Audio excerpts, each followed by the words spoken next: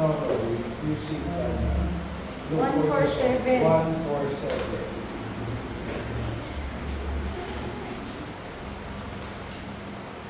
147. So number 147. You're already 240. Okay, makasa na lang po kung makakaalam sa kanilang request.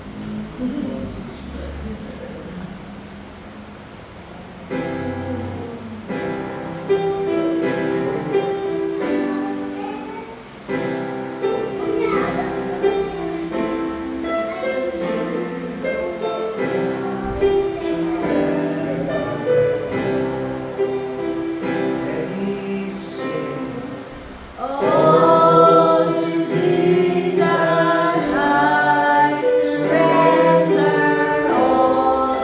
To Him I freely give. I will never love and trust Him in His presence daily live. I surrender all. I surrender all to Thee, my blessed Savior. I surrender all to Jesus. I surrender all. I vow, worldly pleasures all forsake and take me, Jesus, take me now. I surrender all. I surrender. I surrender all to Thee, my blessed Savior. I surrender all to Jesus. I surrender. Make me Savior, wholly Thine. Let me feel the Holy Spirit. Truly know that Thou art mine. I surrender all. I surrender all to Thee, my blessed Savior. I surrender all to Jesus. I surrender, Lord. I give myself to Thee. Fill me with that love and power.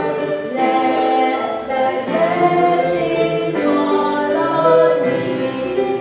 I surrender all. I surrender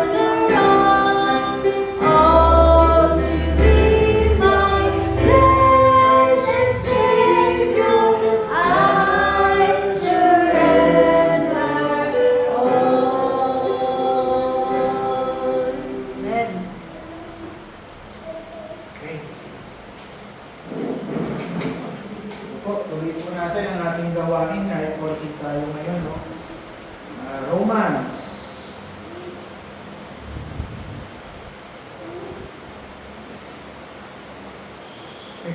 Verse 1 to 3. Romans 15, verses 1 to 3. We then that are strong ought to bear the infirmities of the weak and not to please ourselves. Let every one of us please his neighbor for his good to edification. For even Christ pleased not himself, But as it is written, the reproaches of them that reproach thee fell on me. Okay, let us pray bago tayo magsimula, Panginoon, sa lahat po sa araw na ito, sa mga kapatid namin matapat na dumado ng Panginoon, sa gawain ng panalangnan, sa mga kapatid namin wala nito, Panginoon, hindi ko paalala sa kanila ang kahalagahan ng ministeryo nito, makapagpalakasan ng Panginoon, higit sa lahat, talagang matutunan ang mga punto namin na dumipende sa inyo sa pamamagitan ng ating mga paalalain. Matawad-tawa sa aming mga kasalanan, in Jesus' name we pray. So makikita po natin dito, no, ito na po yung, kumbaga, pinaka-final appeal ni Paul. Kung matatandaan nyo, yung serye ng pag-aaral natin patungkol sa Christian liberty. Or throughout the past few weeks, nagkakaroon po tayo ng comparison, kumpara, paghahalintulad sa mga matatapat, sa mga malalakas, sa mga mananampalataya, at doon sa mga kino-consider natin mahihina o mga immature pa. At kung maalala nyo, all throughout Romans 14, ang inaral natin, sinabi natin na nagkakaiba yung mga tao at mga mananampalataya over the matters of conscience. At ang turo sa atin ni Paul, wag natin husgahan ang bawat isa dahil lahat tayo ay haharap sa ating Panginoon. Huwag tayong magalit, mapikon o i-despise ang kahit sino man. Huwag tayong maging stumbling block, ang sabi ni Paul. Huwag tayong maging katisuran. At yung huli natin inaral, mabuhay tayo ng may malinis na konsensya sa harap ng ating Panginoon. At ngayon, dinadala niya ngayon yung lahat ng natutunan natin sa isang napakagandang prinsipyo. At ano yun? Kung ikaw yung tinatawag ng Biblia at kino-consider mo yung sarili mo bilang isang matino, malakas, at isang maayos na mature na Kristiyano, sinasabi ngayon ni Paul, yung kalakasan mo, nag-e-exist yan, meron ka yan, upang matutunan mong maglingkod sa iba. Sinasabi ngayon ni Paul na ang mundo, minimeasure ang kagitingan at kalakasan sa kung gaano yung makakamtan mo para sa iyong sarili. Samantala ngayon, ang Panginoon Jesucristo, sinusukat niya ang ating kalakasan, kagitingan, maturidad, sa kung gaano tayo kawiling magbigay para sa ibang tao. Ibig sabihin, sinasabi dito ni Paul na yung pinakamalakas na mananampalataya pala sa loob ng iglesia. Hindi siya yung mananampalatayang nagdi-demand ng kalayaan niya, na ma-practice niya yung liberty niya, o manalo siya sa mga argumento, o makuha niya yung pinakamaraming kaalaman sa Biblia. Sabi dito ni Paul, the strongest believer, yung pinakamalakas na mananampalataya, siya yung matapat na binubuhat, yung burden, yung bigat, yung pasensya sa pagkakamali ng mga taong nakapaligid sa kanya. Dahil siya yung nagre-resemble o pinakakamukha dapat ng ating Panginoong Jesucristo. So tinuturo sa atin ngayon ang salita ng Panginoon na yung maturity pala, unlike sa Romans 14 na pinagtatanungan nila yung liberty nila, ano yung pwede at hindi ko pwedeng gawin.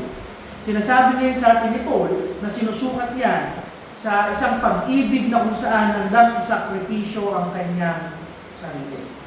So, hahatiin po natin sa tatlo, dahil tatlo lang din naman yung verse natin. No? Unang punto, ang isang tunay na malakas na mananampalataya, binubuhat niya yung mga maghihinang Kristiyano. Pangalawa, yung isang malakas na mananampalataya, inuuna niyang hanapin yung ikabubuti ng ibang tao. At pangatlo, yung malalakas na mananampalataya, sumusunod sila sa ehemplo ng ating So, unang punto, sabi natin. Sabi doon, we then that are strong ought to bear the infirmities of the weak and not to please ourselves. Sabi ni Paul, kung tunay kang malakas, dapat maunawaan mo na mas malaki ang responsibilidad mo. At parte yan, na buhatin mo ang mga taong mahina sa loob ng isang iglesia. Ibig sabihin po, yung kung binibless man tayo ng Panginoon ng maturity, kalaliman, kaalaman, ng katatagan sa ating pananampalataya, ibig sabihin niya, dapat mas malaki yung responsibilidad natin sa harap ng ating Panginoon. Now, i-address muna natin, yung mga strong na binabanggit dito, hindi po yan yung physical na malakas. Hindi rin yan yung mga edukado, hindi rin yung mataas kong estado sa society natin, hindi po. Sinasabi dyan, yung mga mananampalataya na lumaguna sa kanilang kaalaman sa salita ng Panginoon at nauunawaan nila yung mga prinsipyo ng Biblia, sila yung mga kinoconsider ni Paul na malalakas. At ang sabi dun sa salitang ginamit, hindi niya nga sinabing baka pwede mong buhatin. Ang sabi niya, you ought to. Pag sinabi natin ought, anong ibig sabihin ng ought? Mas, Must. urgent. Must, required ka. Required. Wala kang choice. Whether you like it or not, kung ino-consider mo yung sarili mong malakas na Kristiyano, bubuhat ka. Meron kang sinasabi natin mas mataas na maturidad, ibig sabihin din yan, dapat mas malalim din yung pagkaunawa mo sa responsibilidad mong maglingkod sa ibang tao. Meaning, kung i-bless man tayo ng Panginoon ng kalaliman at ng kaalaman, hindi para palakihin ang ating mga ulo. Ibinibigay niya yan upang maging kagamit-gamit tayo sa loob ng ating iglesia. At sa paano tayo magpapagamit? Sabi doon, to bear the infirmities of the weak. At pag sinabi natin, buhatin natin yung kamalian, kakulangan, kasalanan at pagkakamali ng mga mahihinang Kristiyano, hindi po niyan ibig sabihin na ito-tolerate natin sila, na kukonsintihin natin sila, hindi po. Pero ang sinasabi doon, magkaroon tayo ng mahabang pasensya sa kanila. At kino-confirm din dito ni Paul, talagang may mga mananampalatayang kailangan mong buhatin. Means, magkaroon tayo ng pasensya na suportahan sila, tulungan sila, bisitahin sila, i-encourage sila, lumakad kasama nila, itama sila, i-review sila, i-disiplina sila.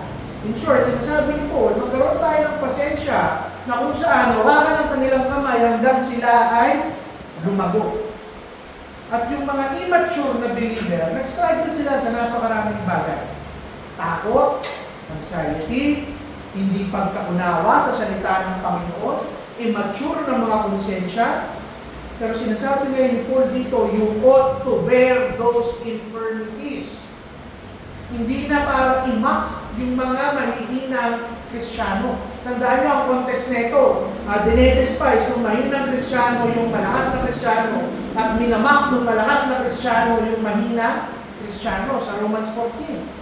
Sinasabi, hindi na para insultuhin sila, pag-usapan sila, imak sila. Hindi, ang sabi mo, kung tunay tayong malakas, tulungan natin silang buhatin yung bigat ng kanilang mga kakulangan. At tandaan natin na ang paglago, it takes time. Kumbaga, hindi po kinabukasan kapag naging Kristiyano ka, ay mature ka na agad.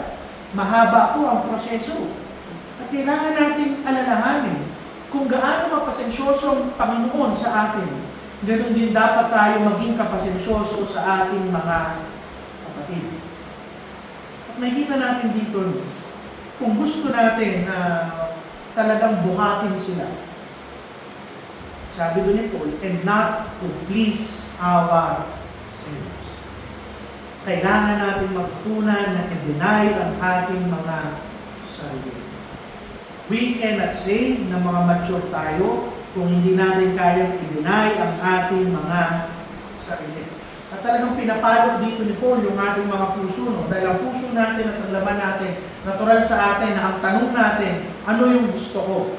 Saan ako magbe-benepisyo? Ano yung magpapasaya sa akin?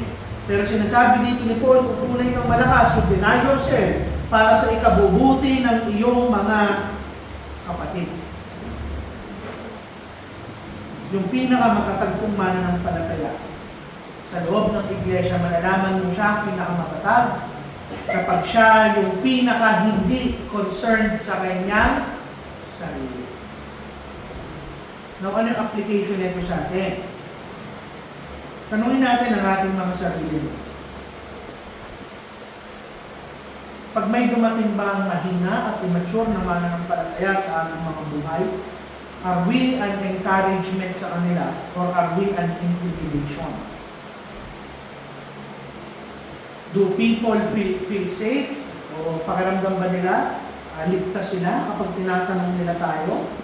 Meron ba tayong pasensya sa mga tao na kung saan nagsisimula pa lang matuto?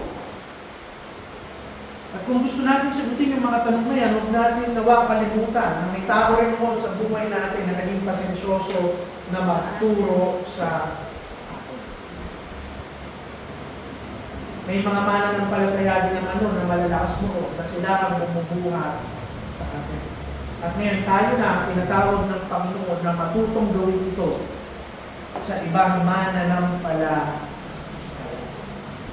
Pangalawa, sabi po doon, let every one of us please his neighbor for his good to edification.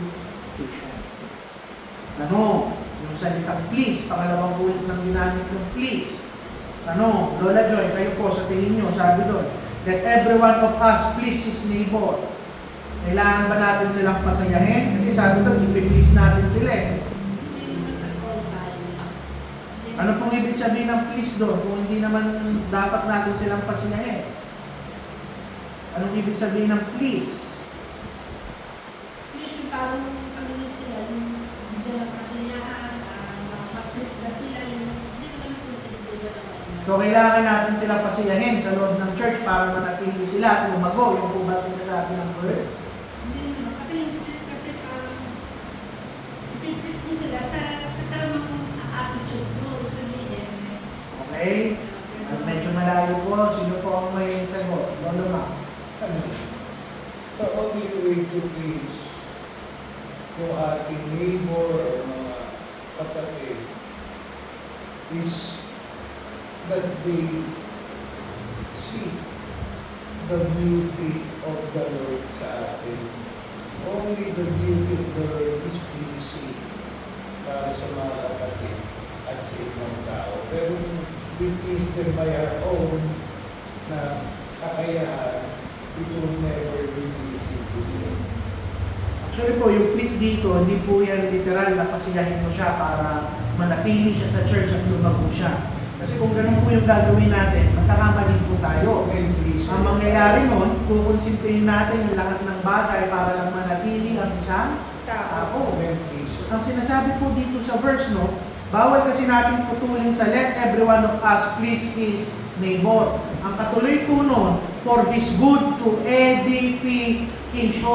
Meaning, hindi po natin pwede ikompromiso ang katotohanan, ang kabanalan, para lang pasiyahin o maramdaman ng isang tao na accepted siya sa isang iglesia.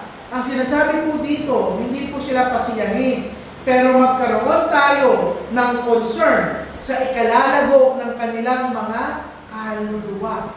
Kaya nga ang ginamit na salita doon, edification.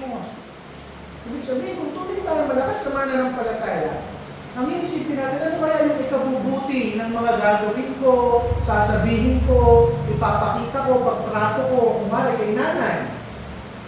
Lalago ba si Nanay Vilma kapag ganito yung mga naririnig ng salita sa akin?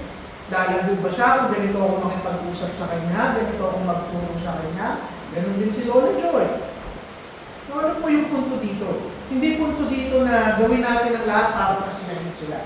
Tandaan nyo na ang pinaka magandang pag-ibig na pwede natin ibigay sa ating kapatid, siguraduhin na una, namumuhay siya ng may kabanalan. Pangalawa, siguraduhin na siya ay lumalago kay Kristo. So ano lang yung punto ko?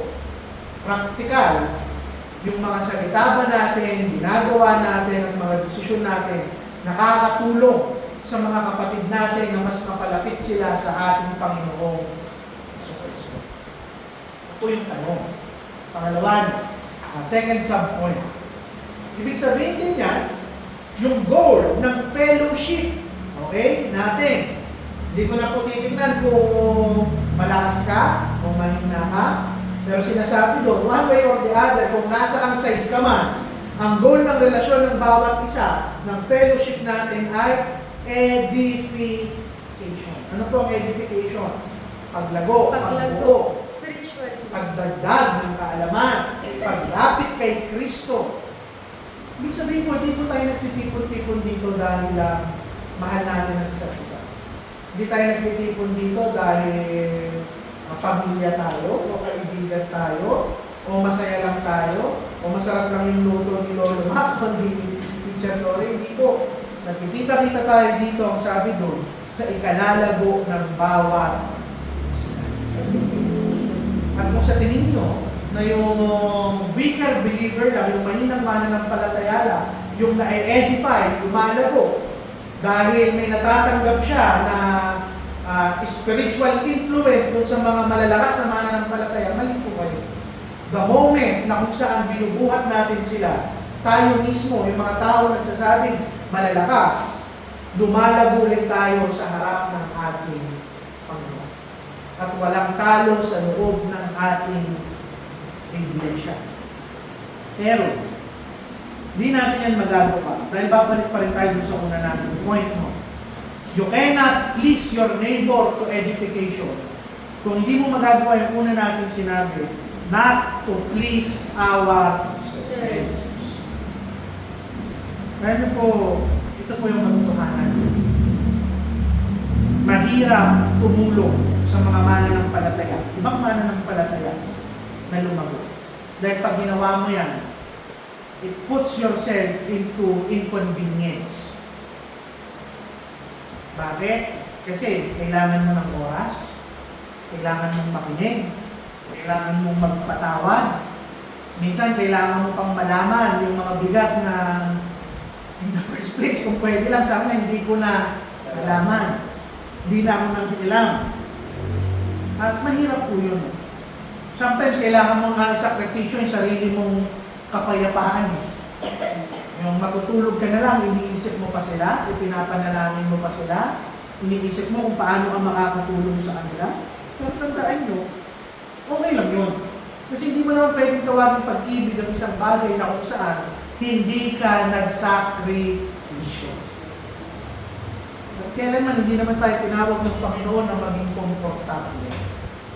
Sabi niya, kung ano ang gagawin natin sa ating mga kapatid, hindi ang ginagawa natin sa kanya. Nawaling aplikasyon niya. Sino kaya sa iglesia natin ngayon ang nangangailangan ng encouragement? Sensitibo ba tayong lahat para malaman kung sino yan? Dahil kung walang pagsasabi ng oo, ibig sabihin ni isa, wala tayong pwedeng i-consider na malakas sa loob ng ating iglesia. Meron ba na kung saan dapat isang tao, babaan pa natin yung pasensya natin, na i-disciple sila, i-train sila, turuan sila? May mga tao ba na kailangan natin isama sa ating panalangin? May mga tao ba na kailangan makita yung magandang example sa ating mga buhay?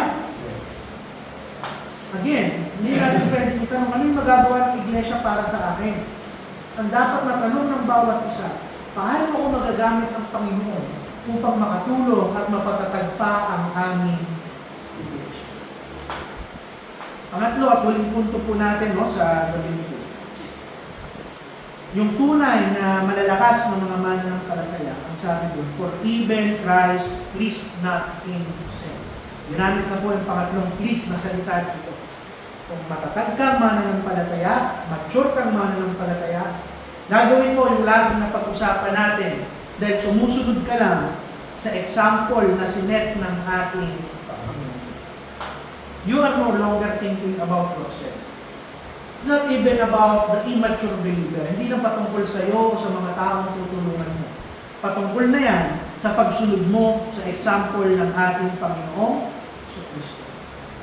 Sabi nito, kung gusto natin lahat maging malakas, huwag kang tumingin doon sa kapatid mong mahina. Huwag kang tumingin sa kapatid mong malakas. Tumingin ka sa ating Panginoong Kristo. Dahil totoo lamang po, ito yung totoo talaga. Kung titignan lang natin ng isa't isa, lahat tayo aalis dito sa loob ng ating church. May pangit akong ugali, may pangit na ugali si Lori, si Nanay din, si Dorado, si Lola Joy, si Lola Mac. Kung titignan lang natin ng isa't isa, lahat tayo offended, lahat tayo aalis. Lahat tayo mawawala. Pero kung titignan natin, kung ang mindset natin, anong karapatan kong i-please yung sarili ko? Kung yung Panginoong Kristo nga, inuna ako Hindi niya plinis ang kanyang sarili, inuna niya ako, sinet aside niya yung lahat ng karapatan niya sa kalangitan para maglingkod sa akin. Ano ang karapatan kong hindi ko sabihin na hindi ko ito pwedeng gawin sa ibang tao? At kung titingnan niyo, nung sabi doon, yung katuloy doon, actually, kinote niya yan dyan. Pakibasa nga po verse 3. Pagkatapos ng for even Christ, please not himself. Verse 3, for even Christ pleased not himself, but as it is written, the reproaches of them that reproached thee fell on me. Sabi doon, as it is written. Ibig sabihin, may kinukot dito si Paul. Ano yon? Psalm 69. Sabi doon, the reproaches of them that reproach thee fell on me. Sipin niyo yung difference. Inutusan tayo, actually di pala different, similarity yung pagkakapareho. Ang utos sa atin ni Paul at ng Panginoon, bear your brother's infirmities. Huwatin natin yung kakulangan nila, kamalian nila, mga immature kabigatan nila. At kung bakit natin gagawin yung tinot nga yung Psalm 69. Kasi hindi naman ang ginawa ng ating Panginoon Hesus Kristo. Binuhat niya yung lahat ng ating kahihiyan, yung galit ng kanyang ama, yung rejection ng kalangitan, na dapat tayo ang bubuhat. Binuhat niya yung mga bagay na dapat tayo yung sasalo. Nahirapan siya, namatay siya, nasugatan siya upang iligtas tayo. Tamang inaaral ko ito, talagang nare-review din ako. Sometimes kahit ako bilang pastor, talagang nauubos din yung pasensya ko sa mga makukulit, mga pasaway. Pwede natin tawagin weaker believers. Pero may pinapaalala ng salita ng Panginoon.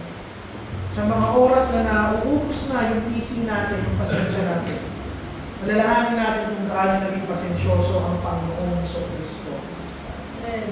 Ito na yung difference. Hindi na tinawag niya para buhatin yung pagkakamali ng kaaway mo. Sabi doon, bear the infirmities of your brethren, kapatid mo. Samantalang ikaw, yung binuwag ng Panginoon, yung pagkakamali natin, Christ died while we were yet sinners. Nung kaaway niya pa tayo. Look at the difference mo. Kaya pag inalala natin ito, minsan mahihiya tayo sa harap ng ating Panginoon. Panghuli, dito po natin tatapusin. Kung ganito yung klase ng pag-ibig natin sa bawat isa, katulad ng Panginoong Hesus Kristo, babaguhin niya ang ating iglesia. Kung lahat tayo gusto natin maging kamukha si Kristo, yung ating iglesia, makikita nyo, hindi lang iisa o dadalawang tao buong iglesia, mas magiging selfless tayo. Mas matututunan natin unahin ang iba. Yung pride, yung yabang ng ating mga puso, magbibigay daan sa pagpapakumbaba, yung kritisismo, magbibigay daan sa encouragement, yung pagtuna sa mga interest natin, magbibigay daan sa paglilingkod para sa ibang tao. At ito yung maghihiwalay ng ating church dito sa mundo. Amen. End of the day, yung mundo ang itatanong, ano ang karapatan ko? Pero ang isang Kristiyano ang itatanong mo, sino pa ang pwede kong paglingkuran sa loob ng aming iglesia? Bilang pagtatapos ng konting application, kailan yung huling beses na nagsakripisyo ka para sa iyo? Actually, hindi mo naman kailangan maging dramatic. Magsakripisyo ka ng oras mo para ipanalangin siya, bisitahin siya, kamustahin siya, i-chat man lang siya, tawagan siya. Magsakripisyo ka ng finances mo upang madugtungan yung pangangailangan ng kapatid mo. Ibigay mo, impart mo yung wisdom mo, itama mo siya, encourage mo siya kung kinakailangan.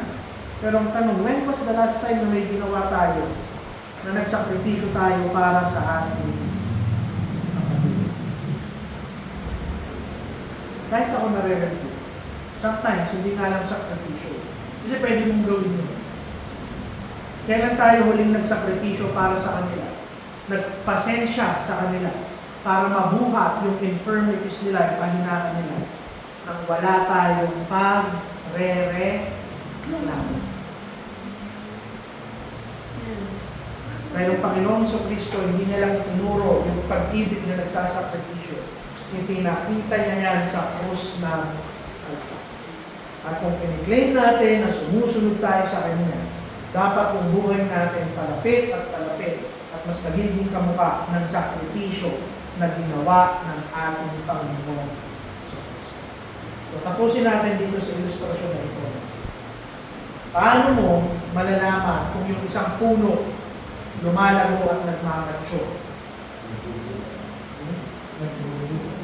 Nagbubunga. Una, lumalago yung kanyang bako para magbigay lilim sa ibang. Nagbubunga siya upang pakainin yung ibang.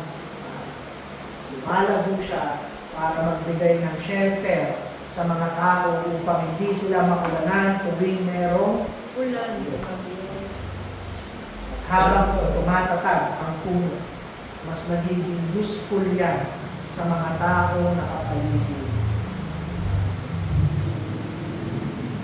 Okay? So, dyan po muna natin tatapusin ang ating devotion. Sino pong may insight or prayer request?